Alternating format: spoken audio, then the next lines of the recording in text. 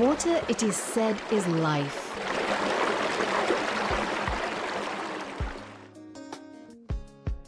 In its absence, the devastating effects are all too clear.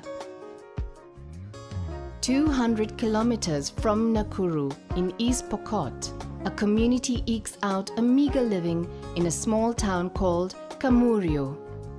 Their ability to survive in such unforgiving surroundings gives testament to the strength of the people.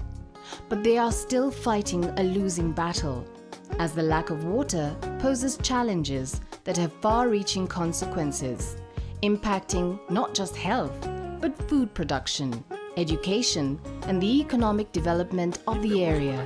Right now we don't have enough teachers in the school, probably because people think that this place has no water. And the very fact that they don't have water, they can't come and stay here. So that means the students' lives are affected in terms that they can't be taught well. And the teachers who are here actually don't stay much because it's a dry area. And most people think that they can't survive without water because, as you know, water is life. So if there was water here, that will actually invite, or rather cause more people to come and even be teachers here, or even get even more volunteers helping out in the school. Having water here will be of a great impact because, one, it will diversify the economy and help in bringing out maybe the farming activities coming up. We have probably farming in terms of vegetables. You have those enriching foods being grown around, and that will actually improve the nutrition of the children. The lack of infrastructure means that one can only fetch as much water as they can carry on their back, severely limiting the availability of an already scarce commodity. There's a lot of gastroenteritis, that's diarrhea and vomiting. Yes. And now the kids come and they've vomited a lot and they've had a lot of diarrhea. And they're not taking in anything, so they're so dehydrated when they arrive here.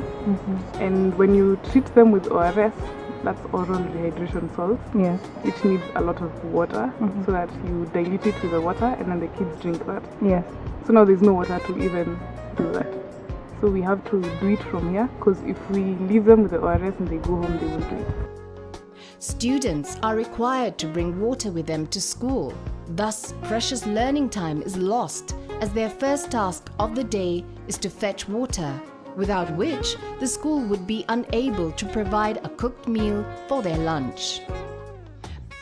These already devastating issues are further compounded by the people's deeply rooted superstitious beliefs. Actually, there's no home in Kamurio apart from the school and Pastor Kituru's home that has latrines. So guys go into the bush for cultural reasons, and they also don't bury some of the dead for cultural reasons. So now when it rains, all that surface water is washed off into the rivers, which the animals and the people consume.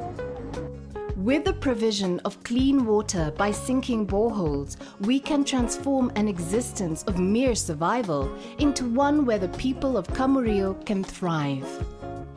A constant, clean and easily accessible supply of water would send ripples of positive change throughout this community, their health, education and livelihoods. Kamurio is an area that we at Mamlaka consider a major mission field, and a solution to their water problem will ultimately impact their faith. To make this happen, we are raising 10 million shillings, and to help us raise half the amount, we're looking for 1,000 people to give 5,000 shillings over the next 5 months. That is 1,000 people giving 1,000 shillings every month for 5 months. Be part of the wave of change for the people of Kamurio.